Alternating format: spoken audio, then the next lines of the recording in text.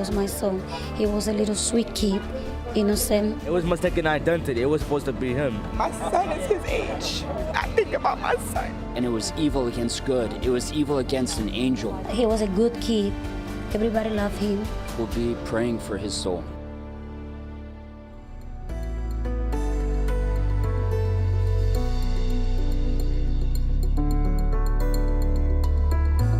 His life was cut short Wednesday, June 20th. Lisandro Jr. Guzman Feliz was walking to this Bronx bodega on East 183rd Street. Investigators say he spotted 3 cars filled with at least 9 men. Feeling nervous, he ran into the bodega for help. So I tried to hold him. I don't know what's going on. And when he told me he's looking for me, they looking for me or they're running for me. So I helped him bring it down, but he was so scared. I remember his face. He was so scared, and I tried to hold it down, and he jumped up. The other people that coming for him, they saw him. He was already there. And Junior was dragged outside and savagely attacked with knives and a machete. It was a case of mistaken identity. They thought he was a rival gang member, but Junior was an innocent kid with no gang affiliation. Frightened and bleeding, Junior ran back into the bodega, but it was taking too long for help to arrive. A worker says he pointed to the door, saying the hospital was only a block away. In his final act of desperation to stay alive, Junior staggered to the hospital, but it was too late. He collapsed on the sidewalk. On Friday, June 22nd, a memorial began growing outside the bodega. Tributes poured into social media, including this one from Bronx rapper Cardi B, who posted a picture of Junior's mother crying on his lifeless body. She created the hashtag Justice for Junior.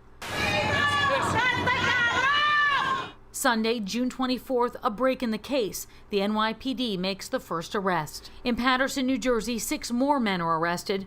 And Tuesday, June 26th, an 8th arrest. Wednesday, June 27th, hundreds say a final farewell to Junior. In a New York City courtroom, the suspects make their first appearance. He has what appears to be a machete in his hand, and he strikes in the direction of the deceased. They all pleaded not guilty.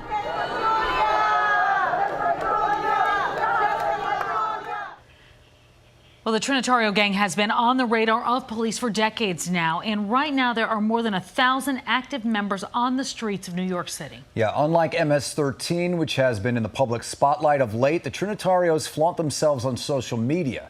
They use Facebook and Instagram to recruit, hunt, and kill. Tonight we have an inside look at this violent gang. Junior's case has exposed the injustice and how severe this gang is. It's like the Latin King from back in the days, but the problem is they're even more vicious. They don't care walking down the street, chopping you up. Private investigator Manuel Gomez has been tracking the Trinitarios gang since 2014. So when he got a call from an eyewitness to Junior's attack and saw the video, he immediately knew who was behind it. The motto of the Trinitarios is, a gun runs out of bullets, but a machete never does. Many worked on 2 separate cases involving similar machete attacks as far back as 2012. In both cases, a group of machete-wielding attackers chased down their victim like prey. They'll come in a group of between 10 or 20 of them, and then they stab you with kitchen knives and machetes, as you saw in Junior's case. An estimated 400 Trinitarios gang members terrorized neighborhoods in Brooklyn and the Bronx, forcing people in the neighborhoods to turn a blind eye to their crimes. We have a very serious cancer that needs to be cut out, and I hope to God that Junior's death won't be in vain. Well, in his short life of just 15 years, Junior made a lasting impact on his Bronx community. He had big dreams to become a police officer when he grew up. Yeah, to his mother, Junior was her baby boy, her best friend. To this community, though, he was a brother. Pix 11's James Ford has more on the legacy he leaves behind. The woman who held him as a child and held him on his deathbed can best say who Lisandro Guzman Feliz, or Junior, was. My son was a little child, a little kid, 15 years old. He just starting to live his life. He was a sweet child. He never had been into any fight in between his short life. His dream was to be a detective. Since 5 years old, He liked to play with a police car, and he said to me, "Mommy, I want to be a police." He told me it's just basically that he wanted to get back to the community. He wanted to save people, so that was his desire to become a cop. John Grace was Junior's advisor, commander, and good friend in the Explorers, an NYPD group for teens and young adults interested in becoming law enforcement officers. He was like a little brother to me, basically. He was always happy. So if anybody could remember him, it's remember him by his smile. That's the one thing that would cheer you up every day. His memory still makes an impact with tributes pouring in. A huge electronic billboard calling for justice for Junior is set up next to one of the country's busiest highways, the Bruckner Expressway. And on Thursday, Junior, as he was known to his family and friends, was loved by many. The New York Yankees, Junior's favorite sports team, paid tribute to him at the stadium, and a whole community showed its love with not one, but two enormous candlelight memorials.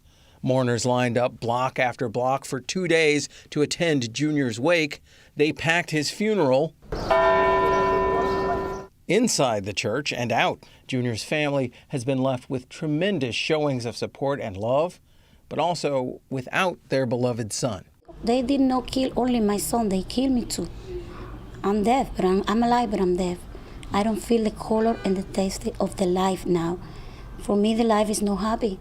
But she laid her son to rest the way he wanted to be in life. He was buried wearing a Yankees jersey and his police explorer's jacket. I want to be a police. That's what he willing to be. That was his dream. Well, the love for Junior can be felt all across the city. This is a live look at the memorial outside the bodega. It has literally taken over the entire block there.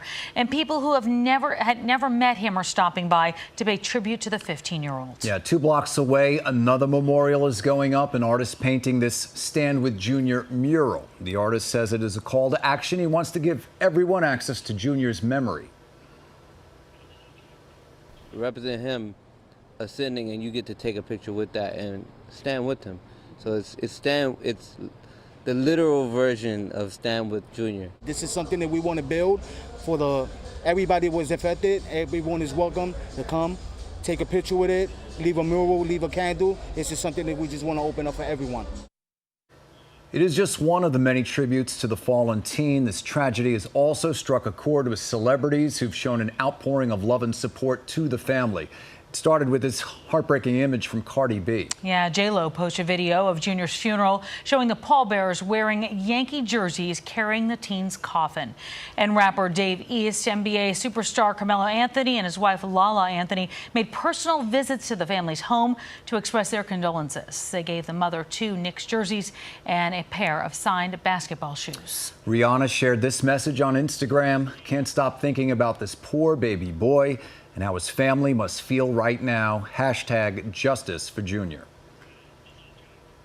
A grieving mother speaks out. He was my son, my friend, my little baby. He was all for me. Plus, taking back the streets. As a community, we can stop the violence. We can stop it. It can happen, and it will happen.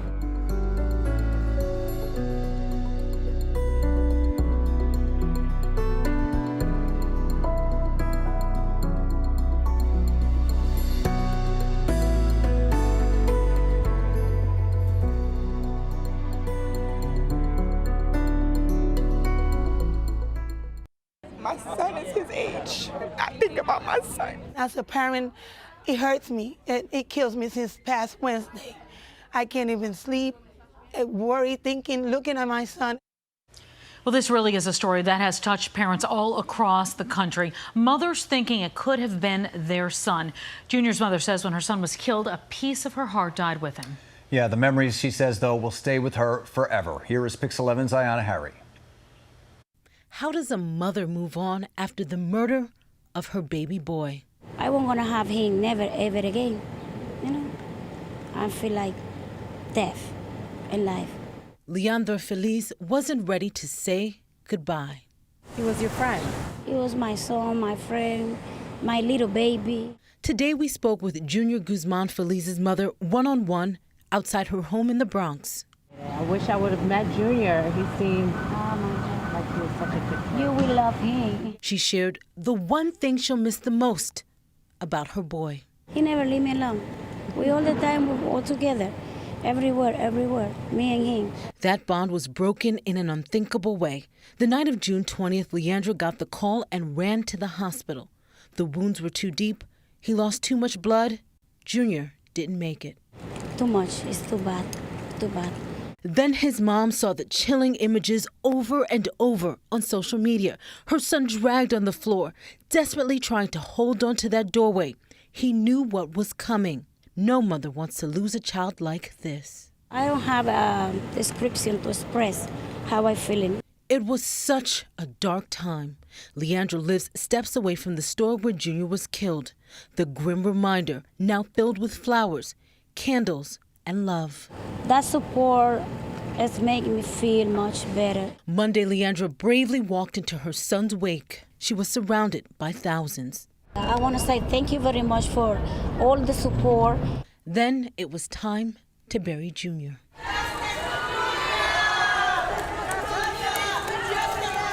But what this mom will remember the most are all the things her son loved to do.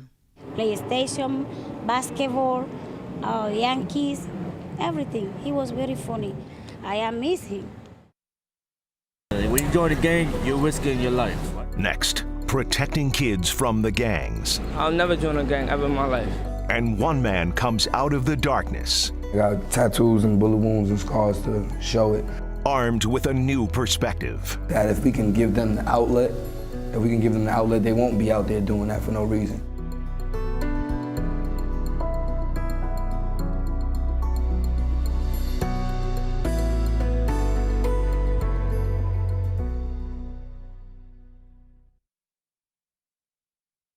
You're gonna get caught up with the wrong people and the wrong things at the wrong time, and everybody get a wake-up call from Junior. Is Junior the wake-up call that the city needs? The 15-year-old was not in any gang, but he still became a victim of violence. Yeah, for some city kids, joining a gang seems like the only option, but in some cases, it is not even a choice. Pix 11's Nicole Johnson explains tonight. I'll never join a gang ever in my life. To be honest with you,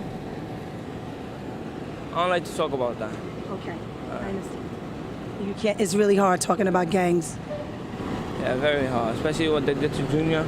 Not joining a gang as a young teenager growing up in the city may be easier said than done. In some cases, the pressure is overwhelming and it's hard to just walk away. Many gangs live and die by violence. It's crazy. Every time I walk around, I gotta look behind my back just to be secure. You feel what I'm trying to say? Like, it's just, that's pointless. Like, I don't even want to. These young men are very emotional as they tell us about the tough choices they face every day, with gang life playing out right before their eyes, including the murder of Junior Guzman Feliz at the hands of the Trinitarios gang. It hurts me a lot because I grew up, in the streets, and living in the streets out here is not really safe, and I'm just really hurt. With so much pain, bloodshed, and innocent life taken, Pix 11 turned to a gang member to help us understand. We are concealing his identity. Why is joining a gang so attractive to some young people? Gang culture is appealing because they're the ones that are winning out here. Nobody wants to be on the losing side, and they offer protection. They offer a sense of security for those kids that don't have that and not getting that at home. It's a feeling of belonging, Nobody wants to be a victim out here, and it seems like the gangs are victimizing everybody. The NYPD says gang-related killings are down to 79 in 2016, from 129 deaths the year before. Those numbers continue to go down, but police can't always know when gangs will strike or keep track of all gang activity. In Junior's case, it all started when he was mistaken for a rival gang member. It's about the reputation, gangs have a reputation to uphold. It's very hard. Because you're gonna get caught up with the wrong people and the wrong things at the wrong time. I feel like, since they growing up to a new generation, they just want to they just want to grow up so fast, and they seen things from other people and they just want to follow their footsteps. Is there pressure to join a gang? Like, when you join a gang, you have to live for what the outcome of it. Like, when you join a gang, you're risking your life. Police also say that risk is one too many are willing to take. Well, when kids get trapped in the gang life, it does not have to be a permanent prison. There is hope for the future. Yeah, one man who did time for his life of crime is armed with a new perspective, and he's now spending time on the streets, steering kids away from that dark path. Pix 11's Jay Dow has his story. In a Bronx basement, a handful of young black and brown boys take a moment to appreciate their work. It's the beat we was working on before. Music they created with the help of a mentor who knows all too well the temptation of hitting the pause button on clean fun in favor of gun and knife play on the streets. I think it's disgusting that they did that young boy like that. That boy is 15-year-old Lisandro Jr. Guzman Feliz. 29-year-old Bronx resident Malik Salahuddin says he mourns the talented teen who was brutally stabbed and murdered on a street corner not far from here. I think they have no outlet. Malik spent 5 long years in prison on a violent crime conviction. I got tattoos and bullet wounds and scars to show it. But now, armed with a fresh perspective, he's the assistant director of a nonprofit, University of the Streets. What's good, man? Where he works daily to keep boys in the neighborhood from turning into something much worse. So whatever they're into nowadays, I try to find a way to make their dreams reality. If they say they're into video editing, I try to get them a video editing program. Against the backdrop of a senseless act of violence, a sobering realization is taking root on these Bronx streets. We have to make sure our neighborhoods are safe and secure and that our children have options for goodness. And Junior was an example of that. He just happened to be in the wrong place. Community leaders and elected officials alike say what's required now is a moment of honesty and a look within. It's not something new. But what happened here with Lisandro Jr.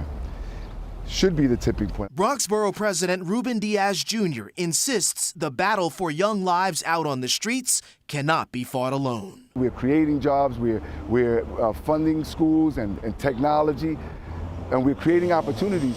But my response is, what are you doing to help me? So what we're lacking is a level of involvement. Participation and involvement from whom? From men in our communities, from from parents. The reality, a healthy home life is not always possible.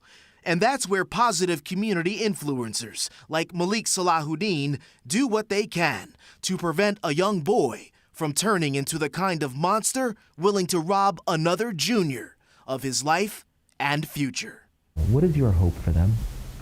My hope for them is a little deeper than hope. Hope is like wishing on a star. I believe and I'm positive that if we can give them the outlet, they won't be out there doing that for no reason. A gang life is full of evil and darkness and destruction, and we have to make sure our kids stay out of that. Next, help for parents and keeping your family out of the darkness.